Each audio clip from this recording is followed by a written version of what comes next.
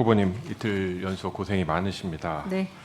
그 후보께서 총리가 되고자 하는 이유와 역할이 무엇인지라는 질문에 AI 대전환을 속도감 있게 이루고 싶다라고 하셨고, 또 총리의 역할에 구조적인 그리고 사회적 갈등을 해소하는 역할이다라고 하셨습니다. 맞죠? 네. 아마 국회에 보낸 이재명 정부의 임명 동의 요청에도 사회 갈등을 해결하는 시대적 소명을 부여받았다 이렇게 거창하게 쓰셨는데, 총리님, 오늘날 대한민국의 어디가 제일 갈등입니까? 사회 갈등 어디가 제일 갈등하고 있다고 보십니까? 이 문제 풀으셔야 되잖아요. 고민해 보셨습니까? 지금 제가 가장 집중해서 풀어야 된다고 생각하고 있는 부분들은 지금 청년 관련된 부분들이고요. 이 세대 간의 갈등이 굉장히 중요하게 떠올라 있다고 세대 생각합니다. 갈등 그리고요. 그리고 사실 이념 갈등. 예. 그걸 총리님이 풀기는 쉽지 않아 네, 보이시고요. 저는 세대 관련된 부분에 집중해야 된다고 생각합니다. 자, 청년 갈등, 세대 갈등, 그리고 제가 굳이 생각을 하면 아까 어제도 K형 성장, 양극화, 경제적 갈등도 있지 않을까요? 저는 경제적 갈등이라고 하는 것이 사실 청년 갈등, 세대 갈등 부분하고도 굉장히 중요하게 연결되어 있다고 보기 때문에 우리가 풀어야 되는 문제의 핵심은 청년이라고 말씀드렸습니다. 예. 청년이 갈등에 청년 갈등이라는 표현은 조금 적절치 다시 않은 한번 것 생각해 같습니다. 보시고요. 그럼에도 왜 청년들이 우리 기성세대에게 이렇게 불만과 신뢰를 주지 않느냐? 여러 면에서 약자이기 때문 아니겠습니까?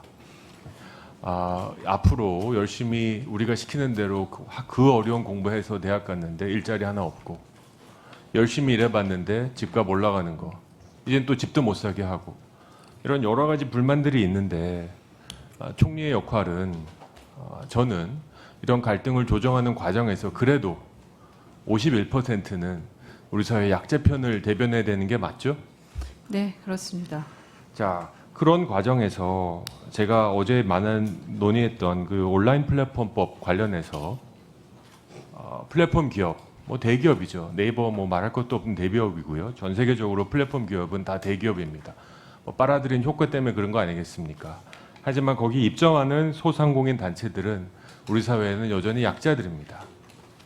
그런데 슬라이드를 좀 보여주시면, 제가 이건 꼭 후보가 임명되고 나서 소위 진보 성향이라고 알려진 참여연대와 소상공인 단체 등등에서 이렇게 계속 시위를 이어가고 있습니다. 네이버 출신 총리 네이버 독과점 막을 수 있습니까? 등등 굉장히 많은 사진들이 자극적인 게 있습니다만 여러 가지 다 빼고 이거 하나만 제가 갖고 왔고요. 이걸 좀 대조를 해보니 어제도 말씀드렸지만 2020년 네이버 대표 한성숙과 총리 후보 2026년 한성숙이 마치 같은 사람인지 의심이 갈 정도로 똑같은 이슈에 대해서 다른 얘기를 하고 계십니다.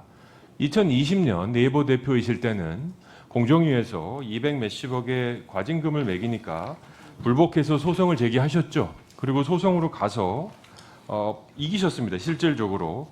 그래서 아주 중요한 판례를 하나 만들어내십니다. 알고리즘 자율성을 인정받으셨고요. 동등 대우 요구할 법령상 근거가 없음이라는 판례를 만든 장본인이십니다.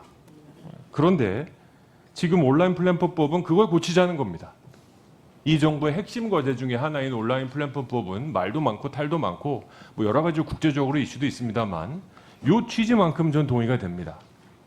알고리즘을 독과점해서 소상공인 입점하는 분들에게 동의할 수 없는 부당한 대우를 하지 말자. 그런데 지금 이렇게 알고리즘 자율성을 인정해야 됐다는 분과 이게 좀 설명을 드려야 될 것 같습니다. 네이버 대표였습니다라는 말 자체로는 저는 안 돼요. 해보니까 네이버가 또는 플랫폼 기업이 소상공인들에 비해서 너무나 우위적 지위로 인해서 소상공인 분들이 알고리즘 때문에 피해를 보기 때문에 조작금지법을 동의하겠다라고 하든지, 또 두 번째 슬라이드를 보시면 대기업 플랫폼 자유 보호에서 플랫폼과 소상공인들 간의 충돌, 이게 사회 갈등이거든요. 구조적 갈등입니다. 이거는 많은 의원들이 얘기하신. 근데 2020년에는 구조적 갈등에서 강자인 대기업 플랫폼 자유보호 입장을 누구보다 앞장서셨습니다. 어제 네이버 대표였기 때문에 이런 말을 했다라는 취지로 전 들렸습니다만, 그래서 그런지 소상공인들이 지금 임명되자마자 이렇게 길거리에 나와서 시위를 하시고, 이례적으로, 매우 이례적으로 진보 성향의 참여연대 단체에서 진보 정부인 이재명 정부의 총리 후보자를 두고 이렇게 시위를 하고 계십니다. 자, 아까 얘기한 사회적 갈등을 해결해야 되는데, 설마 사회적 갈등 해결 방법이 강자를 위한 편에 서서 갈등을 해결할 건 아니시지 않습니까?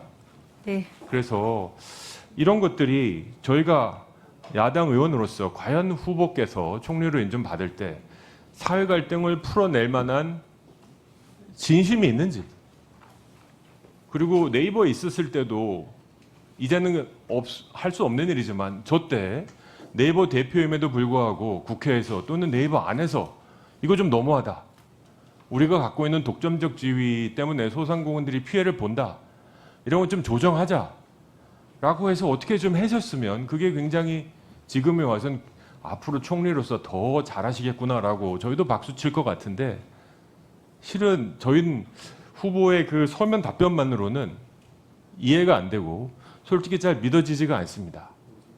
좀 아이러니죠.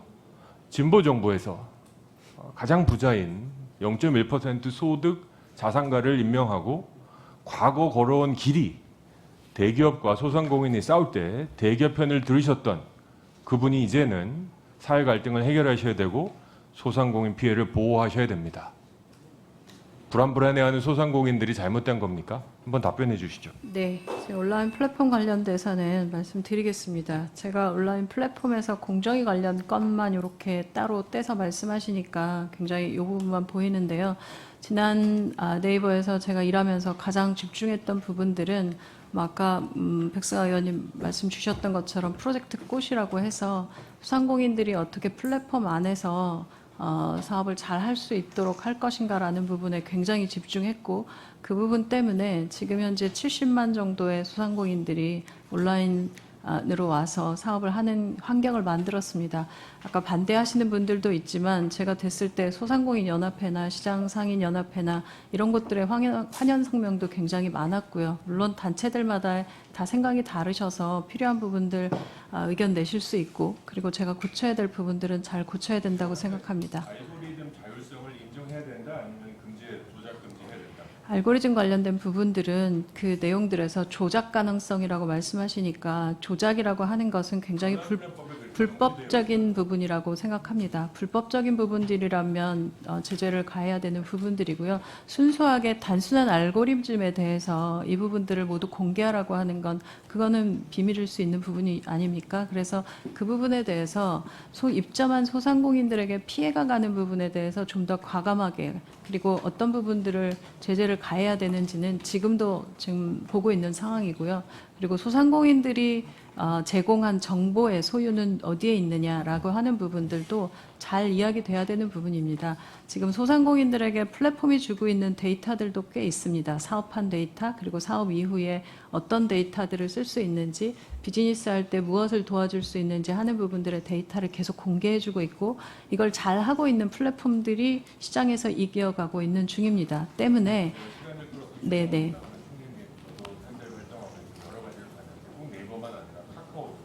대리기사들도 점점 프리미엄 서비스를 써야 소위 좋은 콜이 들어오는 그런 알고리즘에 불만을 갖고 계신 겁니다. 이제 선택이 아니라 필수가 되어버리면서 점점 플랫폼 기업들은 수익을 올리고 소상공인과 대리기사, 그다음에 택시 운전자분들은 수익에 너무 많은 부분이 뺏긴지 다 아시는 얘기지 않습니까? 그러니까 의원님 말씀하셨던 알고리즘 조작 관련된 부분이 아니라 이 소상공인들에게 불공정 거래가 관련된 부분들은 제재를 가할 수 있다라고 말씀드렸고요. 거기에 대한